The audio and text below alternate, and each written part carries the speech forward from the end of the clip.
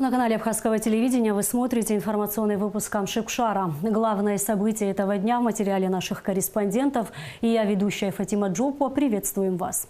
Сегодня в выпуске. О ситуации в Гагарском районе, о нанесенном ущербе и о том, как люди справляются с последствиями наводнения. Находится ли в реестре объектов культурного наследия здание Сухумской 3-й бани по улице Воронова? Фонд Ашана запустил новую акцию для подопечных. В Русдраме готовятся к очередной премьере спектакля «Роман с кокаина».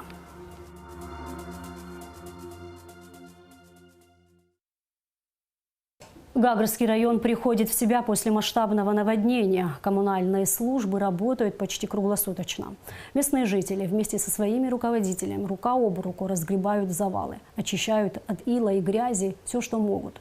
Сотрудники администрации Гагарского района поделились на группы и пытаются обойти всех пострадавших, чтобы оценить нанесенный урон. Завершить эти работы в короткие сроки невозможно. Ущерб колоссальный. 1100 домовладений затоплены в селах Ылдза, Алахадзе, Псахара, Сичко, поселке Бзып, Пицунде и Гагре. Какова ситуация в районе сегодня и как люди справляются с последствиями стихии? На месте чрезвычайного происшествия побывала наша съемочная группа.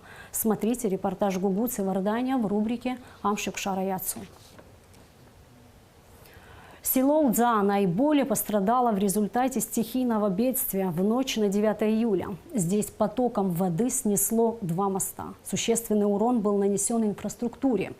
В настоящее время расчищены центральные дороги, проводятся русловыправительные работы, а мосты уже восстановлены. Из села Ылдза репортаж Рады Чичава. Восстановительные работы в селе Ылдза начались на второй же день после стихийного бедствия. Жители особо пострадавшего от наводнения села массово публиковали в социальных сетях фото и видео разрушений, затоплений и завалов, образовавшихся в результате двухдневных проливных дождей. По словам самих же жителей, администрация села всячески оказывала поддержку. Как вы видите, за моей спиной и рядом вот это все, что вы видите, очень большой урон нанесла речка. На сегодняшний день работы не останавливаются. С первого дня, как начали, и продвижение идет. Вот сейчас мы стоим, на каком месте мы стоим. Этого моста не было, он обрушился. С помощью компании берегоукрепления восстановили мост. Техника большая приехала, работает. Очень большая работа была проведена. Не могу не сказать районную администрацию, которая с первых дней просто до сегодняшнего момента оказывает все усилия. Расчищают речку, расчищают дорогу. Все сделали. Ничего, потихоньку будем живы. Но в домах нет. Вот общая водопроводная. 3 дня привозили хлеб и воду вон там. Бесплатно давали. Ничего, прорвемся. Главное, что все живы. На данный момент в селе уже восстановлен полностью снесенный потоком воды мост. Расчищаются центральные дороги, чистится русло реки. Вся пострадавшая инфраструктура приводится в порядок.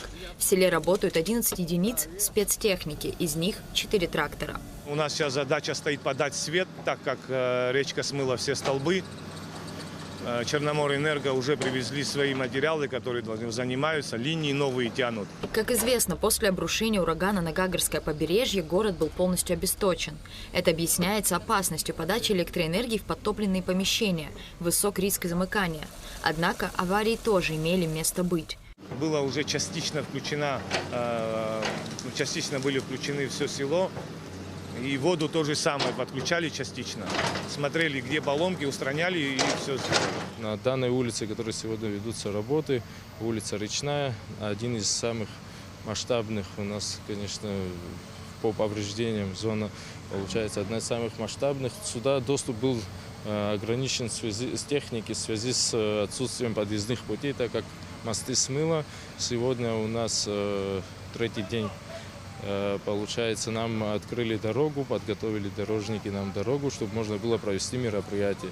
На сегодняшний день будут установлены около 10 столбов и питание, в принципе, всем абонентам будет организовано. По селе Лидзава были проведены работы по восстановлению высоковольтного фидера «Рыбзавод», который является основным фидером высоковольтным для питания данного села.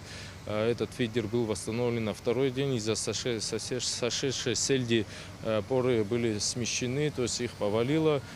Был перестроен отрезок протяженностью около 800 метров. Установлены новые заново опоры, новая трассировка и так далее. То есть эти мероприятия были проведены. За день к вечеру питание было подано основной части абонентов. Сегодня 95-96% абонентов точно будут запитаны. Если какие-то доделки будут, уже завтра до обеда уже будут доработаны, и все абоненты будут у нас с электроснабжением. Конечно, невозможно в первую очередь не подумать о жителях, пострадавших от разбушевавшейся стихии. Гурам Абгаджава отметил, что первоочередно необходимо расчистить все центральные дороги и обеспечить доступ в самые недоступные места спецтехники. Но и жители, по его словам, не остаются и не останутся без помощи. Создана комиссия, ходит и оценивает ущерб, нанесенный который. И я уверен, что все возможно будет сделано. В расчистке территории мы сейчас закончим с центральными улицами, потом мы будем переходить каждому во двор, где у нас наиболее такое насыпь огромное, мы будем помогать, конечно, людям. Многие своими силами, лопатами разгребли, но есть такие семьи, которые просто невозможно без техники. Обязательно будет оказана помощь. Работы, как отмечают специалисты, еще предстоит много. По словам заместителя главы администрации, все стремятся оказать помощь. Дальше необходимо установить новую дамбу, продолжить расчистку рек, улиц и дворов. Рада Чачава, Заур Кварча, Абхазское телевидение. Абхазские спасатели продолжают поиски россиянки, пропавшей во время наводнения в селе Алахадзе. Сотрудники МЧС осматривают морскую акваторию, куда предположительно могло вынести женщину, попавшую в стремительные воды протоки во время непогоды, исследуют береговую линию. Для проведения поисков с воздуха используется беспилотник, представленный одной из частных компаний, сотрудники которой выразили желание внести свой вклад в поисковые мероприятия. На данный момент поиски пропавшей россиянки не дали никаких результатов. Черноморэнерго продолжает работы по восстановлению электричества в Гагарском районе. За сутки устранены неполадки на подстанциях Гагра-1, Гагра-2, Гагра-3. Восстановлено энергоснабжение многоквартирного дома по улице Абазга. Заменен поврежденный кабель. Как сообщает пресс-служба предприятия, из Сухума в Гагру переброшена дополнительная техника для восстановления энергосистемы района. Железнодорожное сообщение в Абхазии возобновлено, сообщает пресс-служба АЖД. Работы по восстановлению поврежденных участков путей, а это порядка 200 метров, заняли 4 дня. 13 июля все поезда пошли по графику до Сухумского вокзала.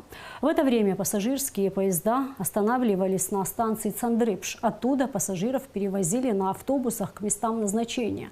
С 9 июля трансфером воспользовались более 4500 человек, сообщает пресс-служба Минтуризма. Накануне в Народном собрании прошло расширенное заседание Комитета по государственно-правовой политике. Участники встречи обсудили проект закона о регулировании правового статуса апарт-отелей и апартаментов и другие связанные с ним законопроекты. Спикер парламента Лаша Ашуба прокомментировал ситуацию, которая сложилась вокруг обсуждения данной темы.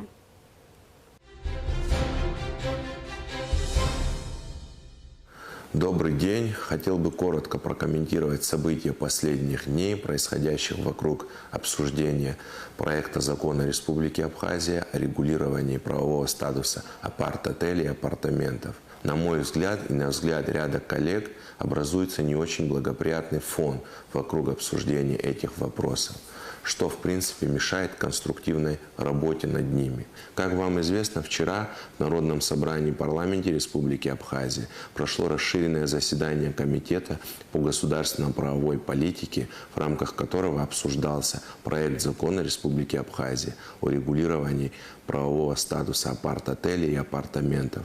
К обсуждению были привлечены члены Общественной палаты и представители ряда политических партий и общественных объединений. Участники встречи изложили свои позиции, были разные предложения и оценочные суждения.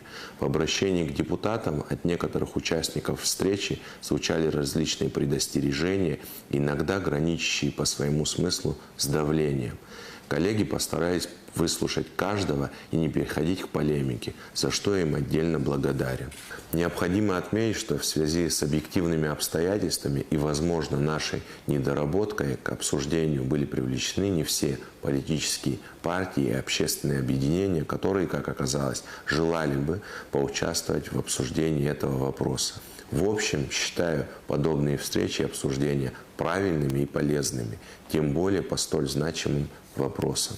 Также не могу не упомянуть и о том, что на протяжении недели активно муссируются вопросы, связанные со встречей президента в Общественной палате Республики Абхазия и дискуссии на тему вышеназванного проекта закона.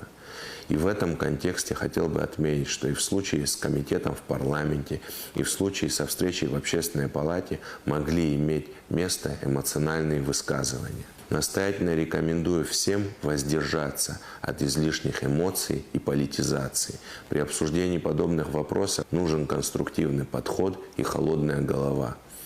Депутаты Народного собрания парламента Республики Абхазия хорошо знают полномочия, которыми они наделены в соответствии с Конституцией Республики Абхазия и ее законами. И поэтому будут работать именно в их рамках. Мы и дальше продолжим работу над проектом данного закона и других законов в рабочем режиме.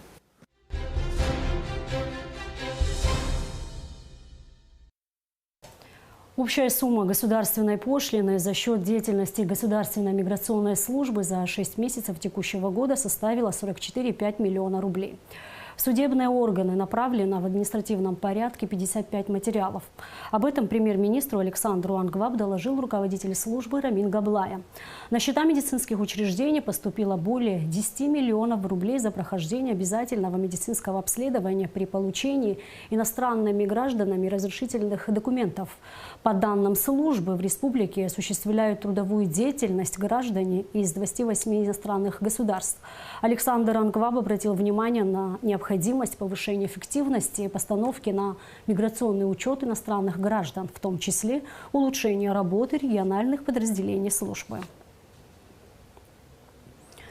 Пресс-служба Министерства обороны обращается к представителям средств массовой информации, блогерам и гражданским журналистам быть корректными при освещении деятельности ведомства и вооруженных сил Абхазии. Сегодня любая информация, касающаяся Абхазии, может использоваться недоброжелателями страны в свою пользу и нанести вред нашей республике. В связи с этим при освещении деятельности Министерства обороны и вооруженных сил просим обращаться к источникам, заслуживающим доверия, проверять достоверность публикуемой информации, следовать принципам объективности, говорится в обращении. Межведомственная рабочая встреча делегации МВД Абхазии и Главного управления МВД России по Краснодарскому краю и ОМВД России по федеральной территории Сириус прошла в Сочи.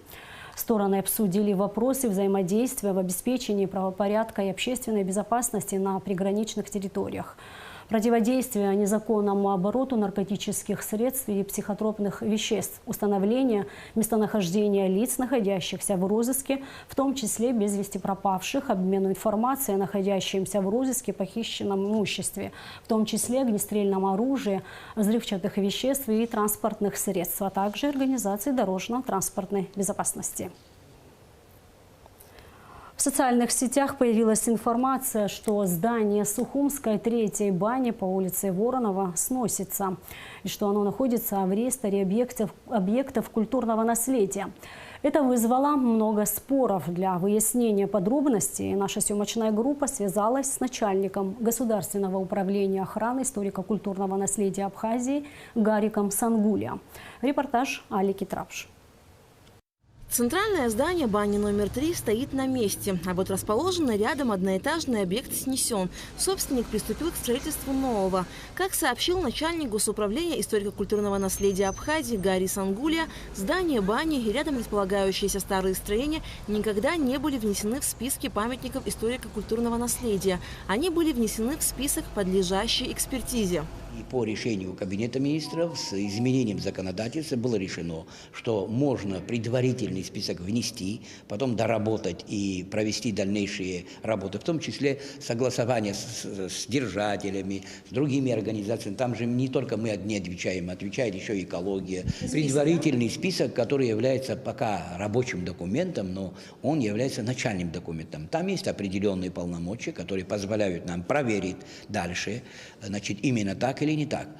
Можем теперь провести сами экспертизу и так далее. И в случае несогласия, значит, или же нормального стечения обстоятельств, все равно потребуется экспертиза. В начале или и в конце. Она была проведена. Строительство Сухумской третьей бани, по некоторым данным, относится к 30-м годам прошлого столетия, а по другим – к 1957 году. После Отечественной войны народы Абхазии около 5 лет баня функционировала. Затем ее закрыли. Более чем за 20 лет объект обветшал. От просторных, некогда коридоров, светлых ванных комнат, процедурных кабинетов осталась пыль, разруха и куча мусора.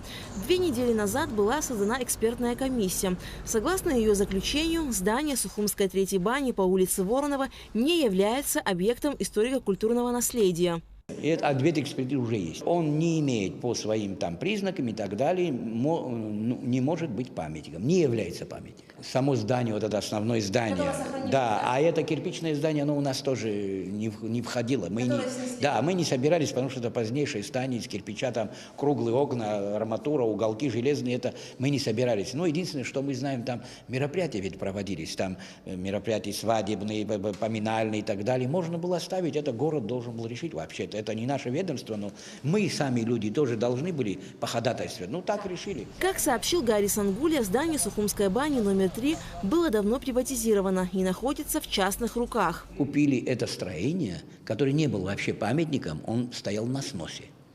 Если я не знал, что это строение стоит на сносе, я вообще не купил. Вот такое было сказано. Это хозяева? Хозяева, да, понимаете, вот хозяева. Теперь надо решить, как и так далее. Что там из памятника стало? Фундамент и угол стены. Вот теперь они должны решить, экспертиза должна решить. Далее принадлежит собственник тот, кто купил. Все, больше никому не может принадлежать, потому что она была продана. У него есть свой собственник. В каком году было продано, неизвестно? Не был же памятник, не наша сфера вообще. Он 30 лет не наша сфера, мы не включали никогда и не собирались вообще включать. Таким образом, здание Сухумской третьей бани по улице Воронова по заключению экспертной комиссии не входит и никогда не входило в реестр историко-культурного наследия Абхазии. По словам Гарри Сангуля, столичная администрация тоже должна сделать свое заключение. Альга Трапшка, Мила Джопла, Абхазское телевидение. Состоялась онлайн-встреча министра иностранных дел Абхазии Инала Ардзумба с координатором Совета по гражданским вопросам, коммуникациям и вопросам СМИ Никарагуа Даниэля Эдмундо Ортега Мурильо. Стороны согласовали план действия по созданию союзного медиахолдинга.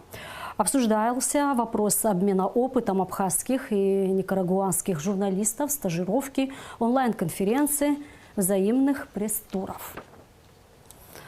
Молодые дипломаты МИД Абхазии принимают участие в 8-м форуме молодых дипломатов стран Евразии «Дипломатия нового многополярного мира», который проходит с 12 по 14 июля на полях фестиваля «Манжирок» в Республике Алтай.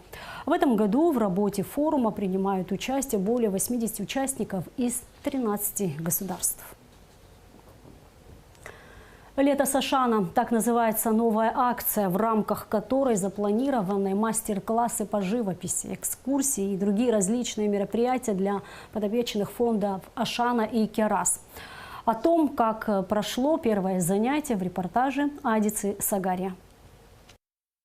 Одним из центральных звеньев в системе коррекции личности детей с ограниченными возможностями здоровья и с детьми-инвалидами является работа по развитию эмоционально-волевой и познавательной сферы. Арт-терапия – это вид психотерапии и психологической коррекции, основанный на искусстве и творчестве. Это наиболее доступный и эффективный метод коррекции и гармонизации психоэмоционального и личностного состояния как для ребенка, так и для взрослого. На мой взгляд, детство – это один из важнейших этапов формирования каждой личности. личности, безусловно. Это этап первой социализации, адаптации в мире. Но, к сожалению, зачастую дети с ограниченными возможностями здоровья лишены привычных для детей радостей. Вот. Именно поэтому наш проект направлен на организацию культурно-развлекательных мероприятий для особых деток. Цель арт-терапии – не создать объект искусства, а работать с внутренним миром ребенка. Поэтому творческие навыки здесь не важны. Живопись и краски помогают восстановить психологическое состояние, привести в порядок свой ум и спокойствие.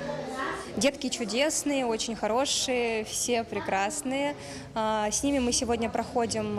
Первое занятие у нас было, мы знакомились с цветами, как их смешивать, какой цвет с каким смешать для того, чтобы получился там определенный оттенок. Дальше мы с ними пройдем, что такое пейзаж. И окончательный у нас будет этап. Это мы попробуем с ними нарисовать натюрморт. Изотропия – это эстетическая основа воспитания. Развивает образное мышление, способность чувствовать, эмоционально воспринимать окружающий мир. У меня хорошее сегодня настроение. Мы рисовали радугу, сейчас рисуем морской пейзаж. А что тебе больше понравилось? То, что мы рисуем, морской пейзаж понравилось, и то, что я здесь. Волонтеры КБФ Ашана в рамках акции «Лето с Ашана» также планируют провести серию мероприятий для детей. Это поездка в дельфинарий, этнопарк и многое другое. Адица Сагария, Михаил Братухин, Абхазское телевидение. Исповедь молодого человека, рассказывающая об его метаниях и порывах, поисках острых ощущений, искушениях и соблазнах, в Русдраме готовится к очередной премьере. Роман с кокаином обещает стать одной из интереснейших постановок русского театра драмы. Режиссер спектакля Роман Кочержевский – многократный номинант премии «Золотая маска», обладатель спецприза премии «Золотой софит». На предпремьерном показе побывала наша съемочная группа. История декаданса, контркультуры, провокации и поиска смысла. Вдумчивая, глубокая и ошеломляюще искренняя.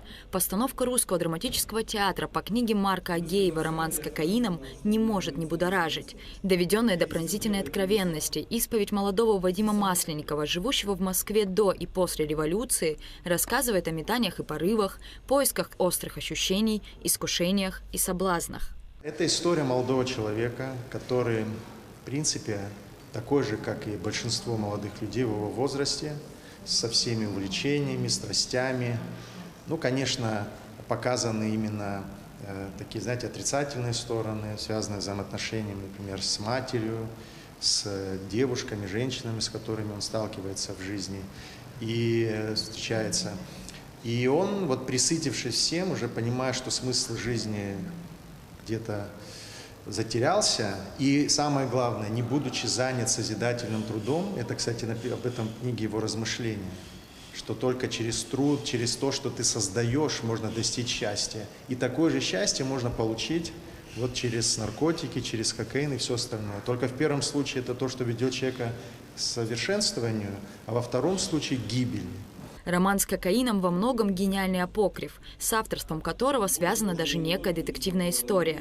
Долгие годы имя автора романа никому не было известно. Выдвигалось множество теорий. Авторство приписывалось и Владимиру Набокову, и Ивану Бунину, а особо изощренные критики даже выискивали нотки исключительного булгаковского очарования в нашумевшей повести. Ираклий Хиндба в преддверии премьеры спектакля отметил не только особенный материал, но и особенная история авторства книги исключительно привлекает. Впрочем, постановку можно с легкой руки окрестить особенной благодаря именам, большим талантам, приложившим руку к работе над, без сомнения, одной из интереснейших премьер Русского драматического театра.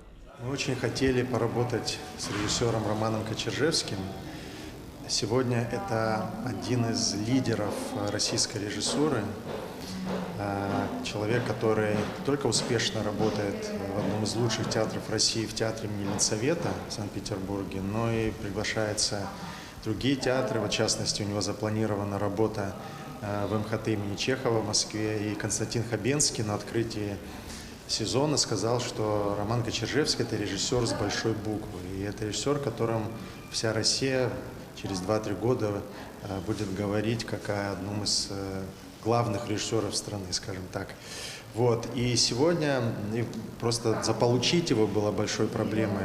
Он чрезвычайно востребован. Роман Кочержевский, хорошо известный российскому зрителю, впервые работает на абхазской сцене. Настоящий человек театра, абсолютно подвластный его магии и ей уже очарованный. Кочержевский воссоздавал на театральной сцене роман Ивана Гончарова «Обыкновенная история», получал специальный приз экспертного совета Высшей театральной премии Санкт-Петербурга, «Золотой софит» за постановку спектакля «Мертвые души», многократно становился номинантом премии «Золотая маска». На его счету несколько успешных работ в театре имени Ленсовета и других значимых театрах.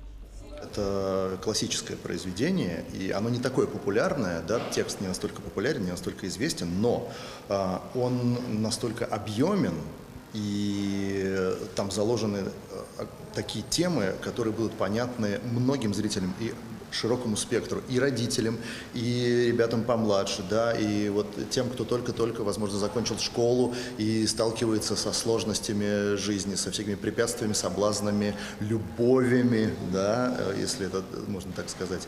Сложные вот эти узлы становления человека, когда он только-только начинает входить в взрослую жизнь и отвечает сам за себя, сам за свои поступки. Ираклий Хиндба, делясь ожиданиями от премьеры, поделился, что роман с кокаином обязательно заденет зрителя за живое, потревожит спокойствие его духа и наведет на размышления.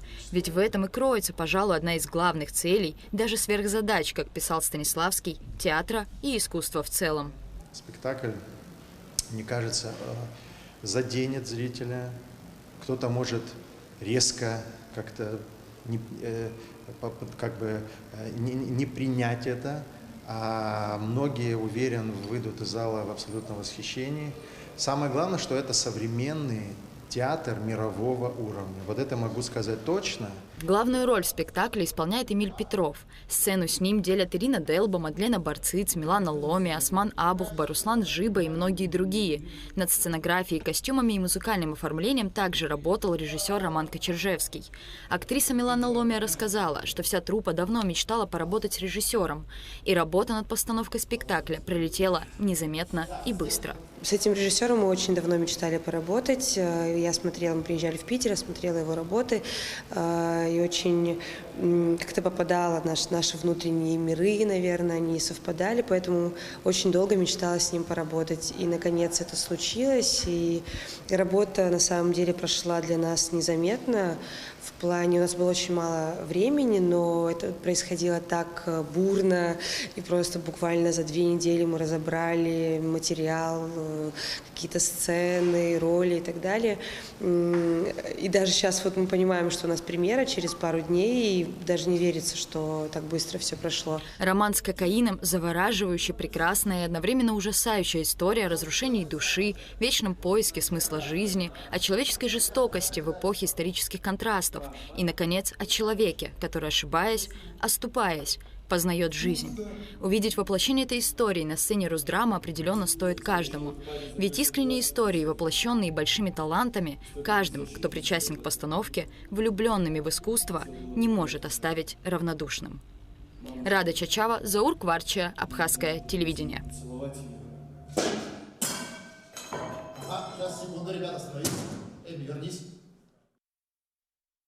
Комиссия по госпремии имени Дмитрия Гуля в области литературы, искусства и архитектуры сообщает, что на конкурс по соисканию премии допущены следующие произведения. Постановка спектакля «Сария», режиссер Мадина Аргон, сборник стихотворений Инны Ахашба «Мира души», документальные телефильмы «Станды Кецба», произведение живописи последних лет Нугзара Логуа, произведение Надара Чанба «Абхазский реквием», перевод на абазинский язык поэмы Рушбия Смыр Симра Ларисы Шибзуховой. 13 июля в столице стартовал 20-й юбилейный детский международный шахматный турнир «Сухум Опен». В нем принимают участие более 150 шахматистов от 5 до 16 лет из всех районов Абхазии. В первый день соревнования соревновались 60 спортсменов в возрасте 7-8 лет. Все призеры были награждены кубками, медалями, грамотами и денежными призами. Турнир организован Федерацией шахмат Абхазии совместно с Управлением по делам молодежи и спорта администрации города Сухум. Турнир продлится до 16 июля. Этот год у нас особый, потому что Сухум Open и Абхазия Open через 15 дней в августе. Это будет 20 лет, не пропустив ни одного года, мы проводим 20 лет подряд. Все дети, которые занимаются в секциях, они получают рейтинг. Мы впервые внедрили абхазский рейтинг. Абхазский. Есть международный рейтинг в ФИДе, есть российский рейтинг, есть еще абхазский рейтинг. И дети стараются получить абхазский рейтинг и вырасти. Сегодня у нас в общей сложности по Абхазии занимается детей профессионально. У тренеров больше 500 детей. А этих рейтинг уже имеют 350. 350 рейтинг, который имеет, это маленькие дети, которые зарегистрированы, уже участвовали в соревнованиях и имеют какие-то книжку, квалификационные разряды и прочее. А как давно вы ввели эту систему? В этом году. 15 июля Очамчира отмечает День города. Город был основан в VI веке до нашей эры.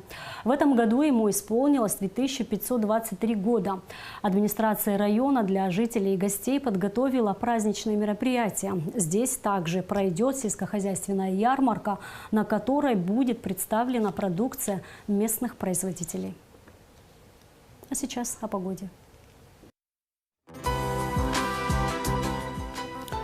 По сообщению гидрометцентра, 14 июля на территории Абхазии ожидается преимущественно ясная жаркая погода. Температура воздуха ночью плюс 17-22, днем плюс 25-30 градусов, температура морской воды плюс 25 градусов.